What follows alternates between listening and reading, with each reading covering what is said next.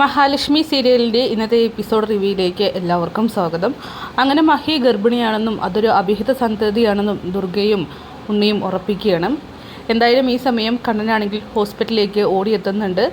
എന്നിട്ട് കണ്ണനോടും അവർ ഈ കാര്യം പറയുമ്പോൾ ഒന്നും അറിയാത്തതുപോലെ തന്നെ കണ്ണൻ മഹിയുടെ അടുത്തേക്ക് പോയിട്ട് പറയുന്നുണ്ട്, നമ്മുടെ കുഞ്ഞിൻ്റെയും നിൻ്റെയും നല്ലൊരു ഭാവിക്ക് വേണ്ടിയിട്ടും സുരക്ഷയ്ക്ക് വേണ്ടിയിട്ടും നീയും ഞാനും തമ്മിൽ ഇനി കുറച്ച് ദിവസത്തേക്ക് ശത്രുത അഭിനയിച്ചേ മതിയാകൂ. ലേഖയാണെങ്കിൽ നിന്നെ പരിചരിക്കാനായിട്ട് കാത്തിരിക്കുകയാണ്. ഇനി ആ വീട്ടിലേക്ക് വരേണ്ട, ഉറപ്പായിട്ടും നിന്നെ ഇനിയും വീഴ്ത്താനായിട്ട് ശ്രമിക്കുമെന്നൊക്കെ പറയുകയാണ്. മഹി പറയുന്നുണ്ട് സ്റ്റെപ്പിൽ എന്തോ ഒഴിച്ചിട്ടുണ്ടായിരുന്നു, അത് തട്ടിയിട്ടാണ് വീണതെന്നൊക്കെ. അങ്ങനെ കണ്ണൻ ഉറപ്പിക്കുന്നുണ്ട് സ്വന്തം മകളുടെ കുഞ്ഞിനെ കൊല്ലാൻ ശ്രമിച്ച ആ അമ്മ ഒരിക്കലും നിൻ്റെ കുഞ്ഞിനെ ഈ ഭൂമിയിലേക്ക് പിറക്കാനായിട്ട് അനുവദിക്കില്ല. അതുകൊണ്ട് മഹി നീ ആ വീട്ടിലേക്ക് ഇനി വരരുത് എന്നൊക്കെ പറഞ്ഞും കണ്ണനാണെങ്കിൽ ആ ഒരു വേദനിക്കുന്ന തീരുമാനം എടുക്കുകയാണ്. മഹിയും കണ്ണനും കുറച്ച് നാളത്തേക്ക്, അതായത് കുഞ്ഞ് ജനിക്കുന്നത് വരെ പിരിഞ്ഞിരിക്കാൻ, ഓഫീസിലും മറ്റും വെച്ചൊക്കെ തന്നെ കാണാമെന്നും അവിടെ വെച്ചൊക്കെ തന്നെ ശത്രുതയോട് കൂടിയിട്ട് വേണം പെരുമാറാനെന്നും ശത്രുക്കളുടെ കണ്ണിൽ പൊടിയിടണമെന്നൊക്കെ കണ്ണൻ പ്രത്യേകം ഓർമ്മിപ്പിക്കുന്നുണ്ട്. പിന്നീട് ഡോക്ടറെ കണ്ട് കാര്യം ധരിപ്പിച്ചതിന് ശേഷം താൻ പോയിക്കോളാമെന്നും ലേഖയും അനന്തവും തന്നെ വിളിക്കാനായിട്ട് വരുമെന്നും കണ്ണൻ പറയുന്നു. അങ്ങനെ ദുർഗയോടും ഉണ്ണിയോടും പറയുന്നുണ്ട്, എന്നെ ചതിച്ച എൻ്റെ ഭാര്യയെ എനിക്കിനി വേണ്ട, അവളുടെ പാട് നോക്കി പോയിക്കോട്ടെ എന്നൊക്കെ പറയുമ്പോൾ ദുർഗ പറയുകയാണ് ആ താലി പൊട്ടിച്ച് വാങ്ങായിരുന്നില്ലേ എന്നൊക്കെ. അതിനെക്കുറിച്ചൊന്നും സംസാരിക്കേണ്ട എന്ന് പറയുമ്പോൾ ഉണ്ണി പറയുന്നുണ്ട്, ഇനി അവരെ നമ്മുടെ വീട്ടിലേക്ക് കയറ്റി പോരുത് കണ്ണേട്ടാ. ഇല്ല, അവളിനി നമ്മുടെ വീട്ടിലേക്ക് വരില്ല, നമുക്കിപ്പോൾ വീട്ടിലേക്ക് പോകാമെന്ന് പറയുകയാണ്. എന്തായാലും ശത്രുക്കളുടെ സന്തോഷം നേരിട്ട് കാണുന്ന കണ്ണനാണെങ്കിൽ ആകെ മനസ്സ് വേദനിക്കുകയാണ്. കാരണം മഹിയും കണ്ണനും പിരിയാൻ വേണ്ടി കാത്തിരിക്കുന്ന ആ ഒരു ചെകുത്താൻ കൂട്ടത്തിലേക്കാണ് കണ്ണനെ സങ്കടപ്പെടുത്തിക്കൊണ്ടുള്ള തീരുമാനം എത്തുന്നത്. എന്തായാലും എല്ലാവരും മഹിയെയും സംശയിക്കുന്നുണ്ട്. പിന്നീട് ലേഖയും അനന്തവും ഹോസ്പിറ്റലിലേക്ക് എത്തുകയാണ്. എന്നിട്ട് ചോദിക്കുന്നുണ്ട് എന്താ മഹി, എന്താ സംഭവിച്ചെന്നൊക്കെ.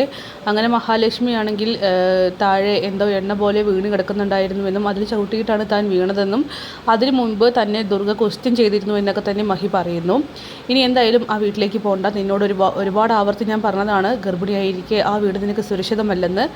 എന്തൊക്കെ പറഞ്ഞാലും അവരുടെ മനസ്സിൽ ചെറിയൊരു സംശയം മതി, അവരത് കണ്ടുപിടിക്കുമെന്ന് എനിക്കറിയാമായിരുന്നു. ഇനി നീ ഞങ്ങൾ പറയുന്നത് പോലെ ഞങ്ങളുടെ വീട്ടിലിരുന്നാൽ മതി. അങ്ങനെ മഹിയാണെങ്കിൽ കടൻ്റെ ആ ഞെട്ടിക്കുന്ന തീരുമാനത്തെക്കുറിച്ചൊക്കെ തന്നെ പറയുന്നു. നന്നായി, അങ്ങനെ തന്നെ ചെയ്യാം, അതായിരിക്കും കുറച്ചുകൂടി സേഫ്. ശത്രുക്കളുടെ കണ്ണിൽ പൊടിയിടുന്നതോട് കൂടിയിട്ട് കുഞ്ഞ് സേഫായി തന്നെ ഈ ഭൂമിയിലേക്ക് പിറന്നു വീഴും. അങ്ങനെ മഹാലക്ഷ്മിയെയും കൂട്ടിയിട്ട് നമ്മുടെ ലേഖയും അനന്തവും ചേർന്ന് വീട്ടിലേക്ക് വരികയാണ്. അവിടെ മഹി ഉറപ്പായിട്ടും സുരക്ഷിതയാവുമെന്ന് കണ്ണനും മഹാലക്ഷ്മിക്കും ഒരാശ്വാസമുണ്ട്. പിന്നീട് ശത്രുക്കളെല്ലാവരും, അതായത് മേഘനാഥൻ, വാമദേവൻ, സീമന്തിനി, ഈ പറയുന്നത് പ്രതാപൻ, കരുണ, മുത്തശ്ശി എല്ലാവരും തന്നെ ഈ ഒരു വാർത്ത അറിയണം. മേഘനാഥനാവട്ടെ വാമദേവൻ്റെ അടുത്തേക്ക് ഓടി വരുന്നുണ്ട്. ഈ ഒരു സന്തോഷ വാർത്ത അറിഞ്ഞിട്ട് ഉണ്ണിയാണ് വിളിച്ച് പറയുന്നത്, നമ്മളെക്കൊണ്ട് ആരെക്കൊണ്ടും സാധിക്കാത്ത കാര്യം ദൈവം സാധിപ്പിച്ചു തന്നിരിക്കുന്നു. അതായത് മഹാലക്ഷ്മിയും കണ്ണനും എന്നേക്കുമായിട്ട് പിരിഞ്ഞു. ഒരിക്കലും കണ്ണന് പൊറുക്കാൻ പറ്റാത്ത തെറ്റാണ് മഹാലക്ഷ്മി ചെയ്തിരിക്കുന്നത്.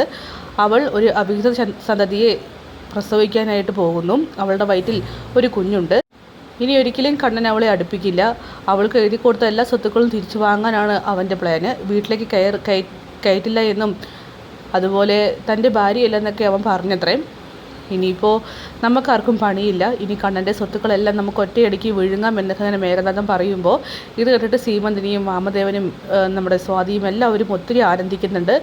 അങ്ങനെ വാമദേവൻ പറയുകയാണ്, അപ്പോൾ ഇനി നമ്മളായിരിക്കും രാജാക്കന്മാർ, കമലേശ്വരൻ സ്വത്തുക്കൾ മുഴുവൻ നമുക്ക്, ഈ കാര്യം ഞാൻ ഉറപ്പായിട്ടും വിശ്വസിക്കും, ഇനി ഇതിലൊരു മാറ്റമില്ല എന്നൊക്കെ വാമദേവൻ പറയുന്നു. പെട്ടെന്ന് തന്നെ അയാൾ സന്തോഷത്തിൽ എഴുന്നേൽറ്റ് നിൽക്കാനായിട്ട് നോക്കുന്നുണ്ട്, പക്ഷേ ആൾക്ക് സാധിക്കുന്നില്ല.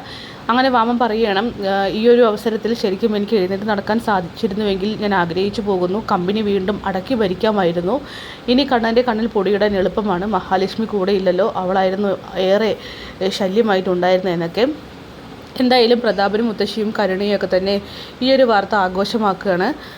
അവൾക്ക് കുഞ്ഞുണ്ടാകുമോ എന്നെനിക്കൊരു പേടിയുണ്ടായിരുന്നു, അയാളുടെ കാലുകൾക്ക് ചലനശേഷി കിട്ടിയാൽ. പക്ഷേ ഇപ്പോൾ അയാളുടെ കാലുകൾക്ക് ചലനശേഷി കിട്ടുന്നതിന് മുമ്പായി തന്നെ അവൾക്ക് കുഞ്ഞുണ്ടാവാൻ പോകുന്നു.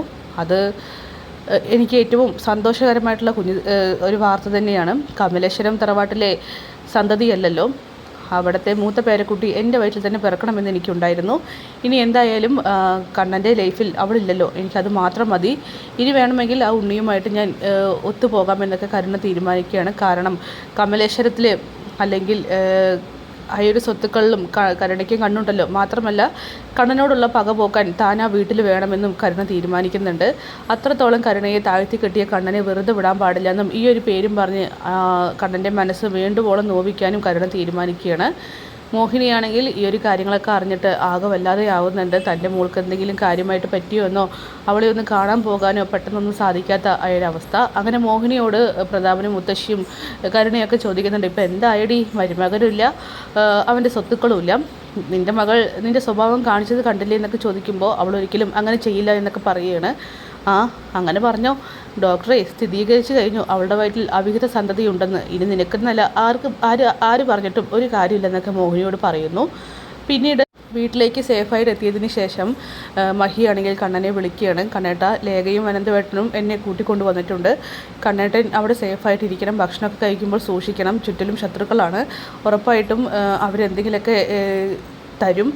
കണ്ണൻ 2-3 വട്ടം ആലോചിച്ചിട്ടൊക്കെ കഴിക്കാൻ പാടുള്ളൂ എന്നൊക്കെ പറയുമ്പോൾ കണ്ണൻ പറയുന്നുണ്ട്, തൻ്റെ കാര്യം നന്നായിട്ട് നോക്കണം, ഞാൻ ചെയ്തൊരു തെറ്റ് തന്നെ കമ്പനിയിലേക്ക് കൂടെ കൂട്ടിയില്ല, അല്ലെങ്കിൽ ഇപ്പോൾ ഈ ഒരു അവസ്ഥ വരില്ലായിരുന്നു. പക്ഷേ എന്തുകൊണ്ടും അവിടെ തന്നെയാണ് ഈ ഒരു അവസ്ഥയിൽ തനിക്ക് സേഫ്, അവിടെ നിന്നാൽ മതി. ലേഖയാണെങ്കിൽ തന്നെ പൊന്നുപോലെ നോക്കും, എനിക്കെൻ്റെ ഭാര്യയെയും കുട്ടിയെയും സംരക്ഷിക്കണം, അവരുടെ നല്ല ഭാവിക്ക് വേണ്ടിയിട്ട് തന്നെയാണ് ഞാൻ ഈ തീരുമാനം എടുത്തത്, താൻ നന്നായിട്ട് റെസ്റ്റ് എടുക്കും എന്നൊക്കെ അങ്ങനെ പറയുകയാണ് മഹിയോട്. മഹി പറയുന്നുണ്ട്, വേദനയോട് കൂടിയിട്ടാണെങ്കിലും നമ്മുടെ നല്ല ഭാവിക്ക് വേണ്ടിയിട്ടല്ല കണ്ണേട്ടാ, ഞാനത് അംഗീകരിക്കുന്നു, നമുക്ക് ഓഫീസിലൊക്കെ വെച്ച് കാണാമെന്നിങ്ങനെ പറയുകയാണ്. ഓഫീസിലെന്തിനാ, ഞാൻ അങ്ങോട്ട് തന്നെ വരാമല്ലോ, ഈ ശത്രുക്കളുടെ കണ്ണ് വെട്ടിച്ച് വരാനാണോ എനിക്ക് ബുദ്ധിമുട്ട്, എന്തായാലും ഞാൻ വന്നിരിക്കുമെന്നൊക്കെ മഹിയോട് കണ്ണനും പറയുകയാണ്. ഈ സമയം ദുർഗയാവട്ടെ വളരെ സന്തോഷത്തോട് കൂടിയിട്ടും സ്നേഹത്തോട് കൂടിയിട്ടും കണ്ണനെ ഭക്ഷണമൊക്കെ കഴിക്കാനായിട്ട് വിളിക്കുക വരികയാണ്. അങ്ങനെ അവനാണെങ്കിൽ നിന്നുകൊണ്ടാണ് ഫോണിൽ സംസാരിക്കുന്നത്. ദുർഗ വരുന്നത് അറിയുന്ന കണ്ണൻ വേഗം തന്നെ വീൽ ചെയറിലേക്ക് ഇരിക്കുന്നുണ്ട്. പെട്ടെന്നാണ് ദുർഗ വാതിൽ തുറക്കുന്നത്. അപ്പോൾ എന്തായാലും ശത്രുക്കൾക്ക് ആഘോഷമാക്കാനുള്ള ഒരു സന്തോഷകരമായിട്ടുള്ള വാർത്ത തന്നെയാണ് കിട്ടിയിരിക്കുന്നത്. കാത്തിരിക്കും നമുക്ക് കിടിലൻ എപ്പിസോഡ്സിനായിട്ട്. Bye bye.